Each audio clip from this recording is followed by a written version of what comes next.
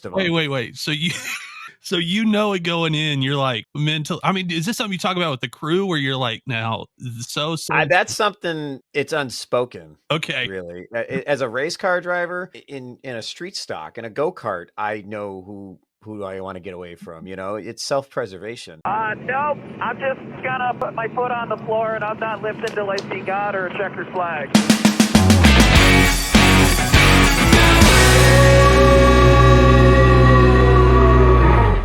All right.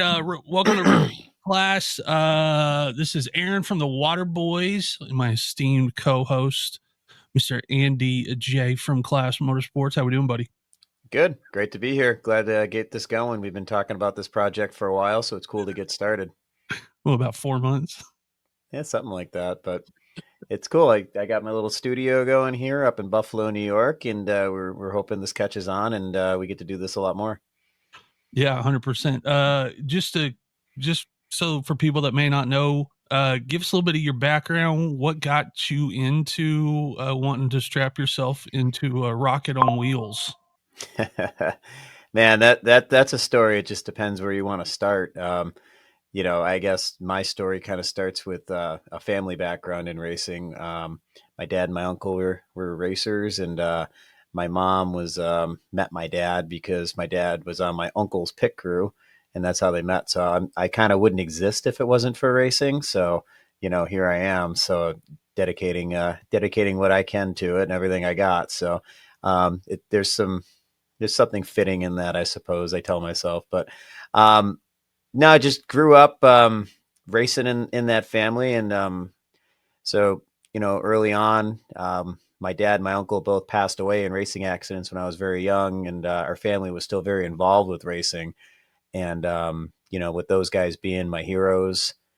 Growing up, just reading scrapbooks and everything, and being told all these stories, I grew up in a family that was missing my dad, who's on the wall there. That's Tony, and my uncle on the just above him there. That's my uncle Tommy. But I grew up in a family that was missing them, and maybe needed a new way to stay in racing. But I felt like once I got old enough, that was going to be, my life's calling is, I was going to keep the family in racing and do everything I could for it. So it was never a doubt in my mind. So that's kind of where it all started, and went from go-karts to street stocks to modifieds. And, now I'm one of the lucky guys that gets to compete at tracks like Daytona and Talladega through my team, KLAS Motorsports. So I'm definitely one of the lucky ones, and the adventure is far from over. So I'm just riding the wave.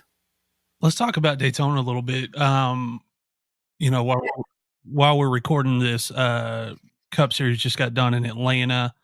And I'm looking at Daytona, looking at Atlanta. I'm always shocked. It's unlike any other sport. You guys are never racing on even a surface that is similar from one track to another. If this was football or basketball or baseball, you kind of like, well, ballpark looks this way, court looks this way, field looks this way. They all kind of feel similar. And we saw at Daytona, that track, it eats people's lunch. What was going on? Explain to those of us that aren't drivers what the transfer problem is coming out of whatever turn that is that was giving so many people problems when you guys were racing. So it is weird this year because this is our fifth trip to Daytona, our fifth season going to Daytona, between what started with Andy J Racing that evolved into KLAS Motorsports, and between both teams. This is my fifth trip there as a driver, and it certainly the track had a different characteristic this year that was more noticeable. And what I believe it is just the track kind of starting to lose grip a little bit, where, even like 5 years ago, having a little bit more grip, you were basically just flat out the whole way, really didn't have too much issues. And you're still flat out now. But it is starting to lose a tiny bit of grip. And there was a couple times where I came off a four where I felt the car sliding, which is a new sensation, not new, but something that I'm not used to feeling over there. And it surprised me a couple times, but I was able to make the correction and keep going, obviously. But I think there's probably a lot of drivers going there that have been going there the last few years that maybe didn't expect the track to be losing the little bit of grip that it was, where it's not just flat out anymore. Like you do have to be, on the wheel and prepared. And the trickiest part of that track is coming off of turn 4. So where the track transitions off of 4, it's like a smooth arc, and right at the end you make a deeper arc there, like right at the end. So the car will kind of have a tendency to get tight. So our spotters are always coaching us, stay on the yellow line, stay on the yellow line. And to really hug that yellow line at that point, you got to put a little bit more wheel into the car. And I think what we were seeing with some of the drivers is with the loss of grip, when they put they made that correction on that corner, the backs are sliding, and I think they were just catching the apron. And when you catch the apron, it bouncing back up into traffic, and um, just not being ready. Really, it's something. Me and my spotter TJ Majors talk about characteristics like that and not making those little mistakes. And another aspect of it is when you are on the outside line, knowing that the guy on the inside might make that mistake. So giving them more room, so if they do make the mistake, you're not hugging right onto them, if you don't need to be. That cost us a shot at the win 2 years ago. First year with KLAS Motorsports, we had a really good car, and we were running a guy the outside lane, and a guy drifted into my left rear. And you can sit there and say, well, that's his fault, he drifted into my left rear, but I still got a flat. So, I have to do, from a driver standpoint, everything I can do to try to preserve my race car. So if it means giving a guy on the bottom a little bit of extra room to prevent a crash, that's something that, even though you can blame it on him, right? But, you got to protect yourself too. So it's a lot of stuff like that. And, I look back on that Daytona weekend, and I don't know, there's a huge range of focus, I think, between all the drivers. And, um, I think just a lot of guys are prepared for those little intricacies. So what makes ARCA unique is the skill level and experience level of the drivers in your series. So as a guy who like you said, you've gone around Daytona 5 times, as far as, 5 races. So you kind of understand that track. As a seasoned driver that's been on that track or any of the tracks that you're racing on, how do you balance out like driving offensively, but also driving defensively when you know that the guy or girl in the car next to you, this could be their like first time going around this track at all, and maybe one of their first races ever in a car that does that.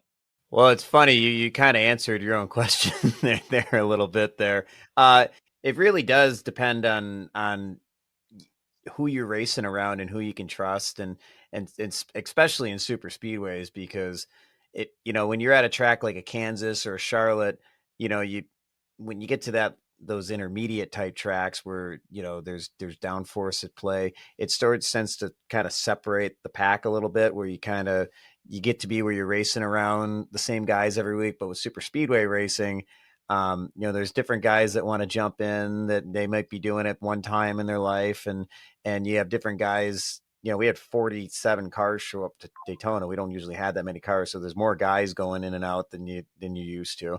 But yeah, certainly, especially at super speedway races, just learning who you can trust and who you can't trust. And what it really comes down to is just calculated risk. If it's lap 10 and you're trying to go from 12th to 8th, maybe it's not worth taking that chance. But if it's one lap to go, and you're running third, and yeah, it's probably worth it then. So um, in order to finish first, you must first finish. So we thought we were being pretty safe at the start of the race at Daytona, and we had a plan to try to get ahead of some of the cars that we kind of made our minds up that we didn't trust.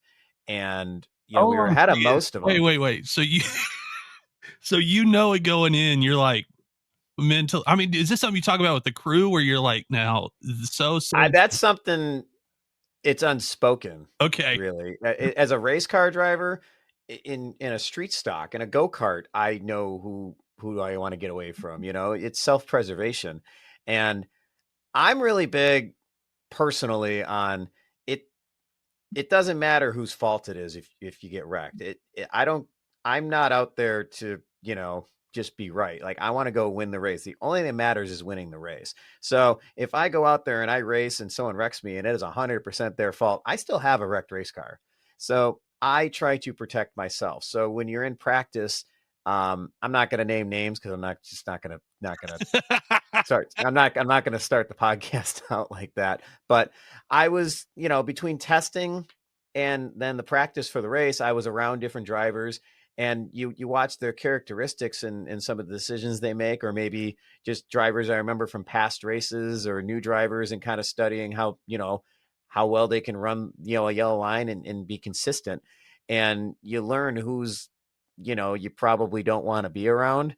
And we're usually right. And there was one in front of me that, I really didn't want to be around, and I didn't quite get there in time, and that was one of them that got us. So it's unfortunate, but it's kind of part of racing. You're kind of damned if you do, damned if you don't. But in hindsight, maybe we were talking about Talladega, maybe starting in the back and just riding it out a little bit and seeing what happens. But you know, sooner or later you got to go up and race. So sooner or later you're gonna take your chances, and you're gonna risk your race car, and just kind of hope for the best. And I think with super speedway racing in general, I think that's kind of the reality. There really isn't a perfect plan. If there was, everyone would be doing it. Everyone. You know, It though, comes down. It comes down to luck.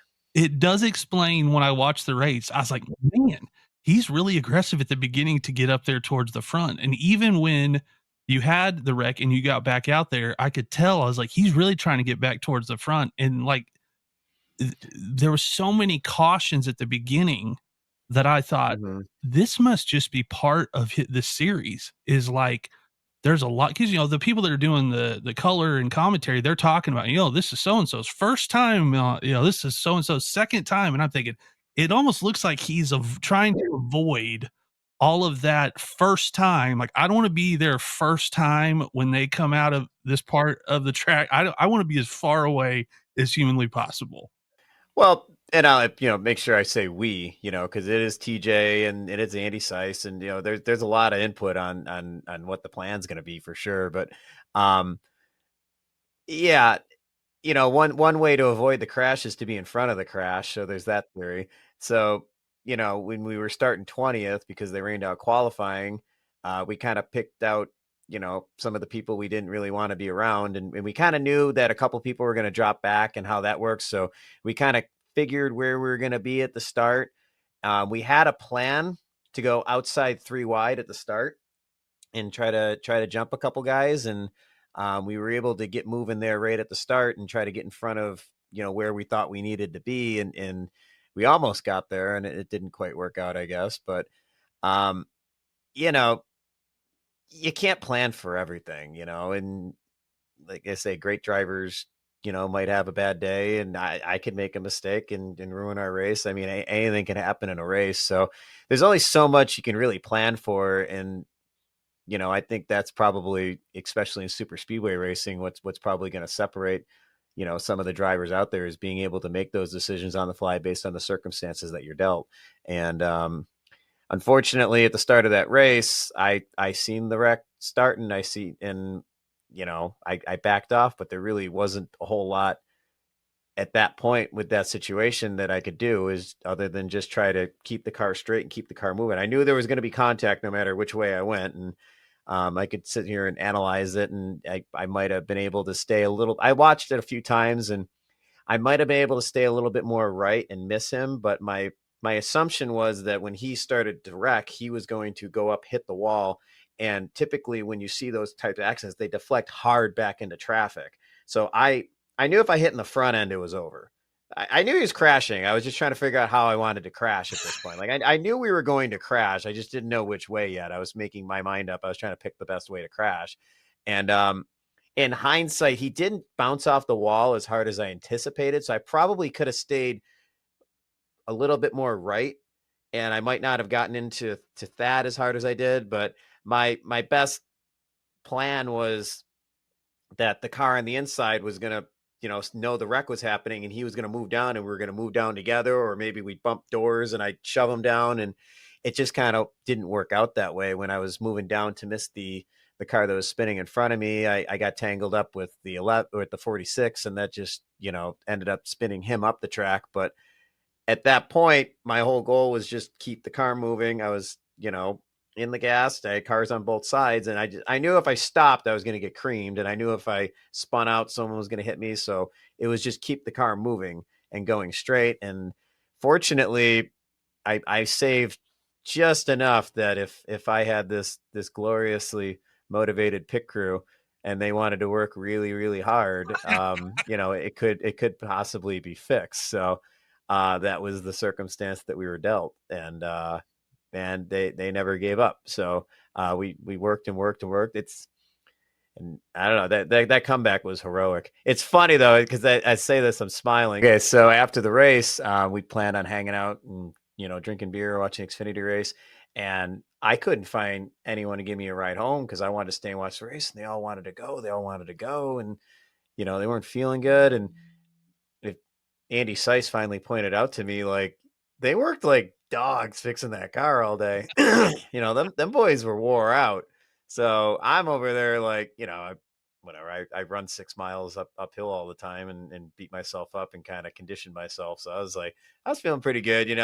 Daytona was really kind of the end of a stretch run of kind of craziness with races. So I was ready to kick back a little bit, which we did in Atlantic City, if you watch the Facebook. But, between both indoor races and testing with Daytona in January and everything we had going on, it was kind of the end of a little stretch run there. So I was ready to relax a little bit and hang out with the team, and they all abandoned me. They were all tired. So I stayed and wheelbarrow raced I could talk one guy into staying, my buddy Rowdy. So we stayed. We went to the wheelbarrow races and we did that.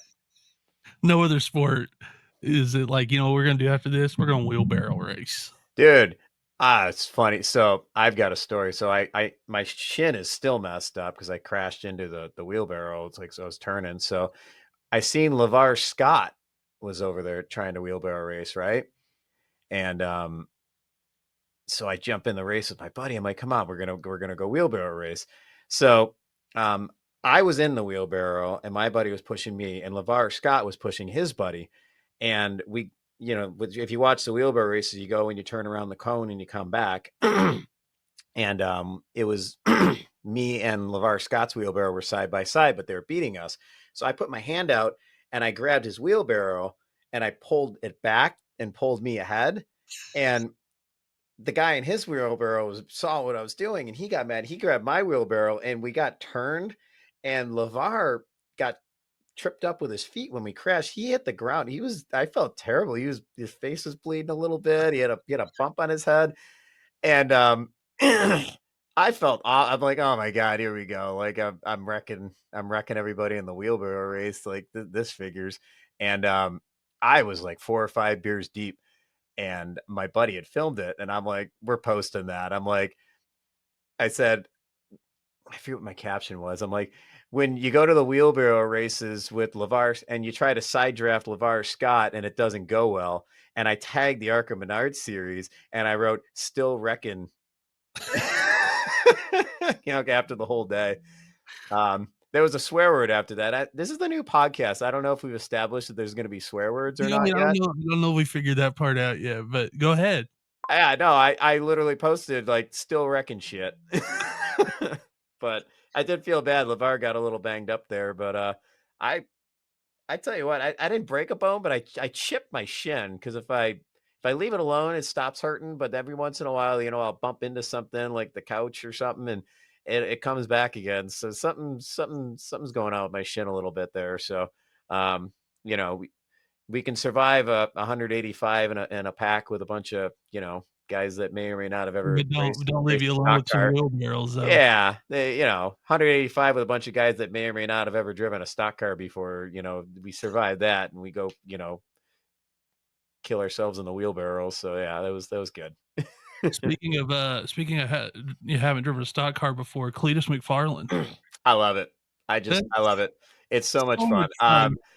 He is definitely mocking us a little bit in a way, and maybe not his intent, but there's definitely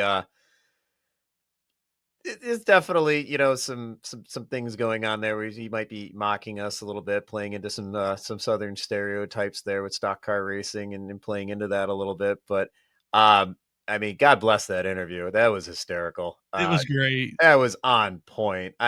He is like, so I consider myself to be, a race car driver, but I also have, a personality, and I use that personality, I feel like, to try to bolster my career and make me more noticeable. And that helps with everything, right? It makes it more fun.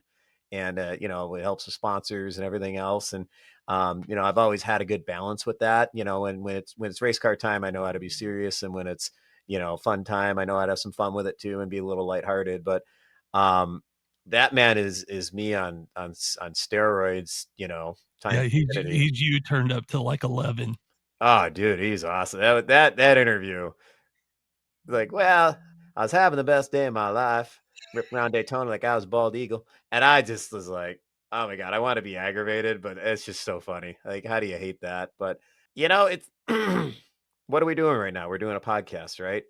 We're trying to grow our presence as a race team with KLAS Motorsports, and get my name out there, and try to be more noticeable. And um, you know, Cletus McFarland's doing the same thing in a different way. He's got his YouTube channels and all the stuff that he's doing, and the two worlds intersect a little bit here in the middle. And whatever. I mean, at some point, yeah, I'm a serious race car driver, and this is my life's dream, and I'm out here, and I'm devoting everything I can to it, and I will for as long as I can do it.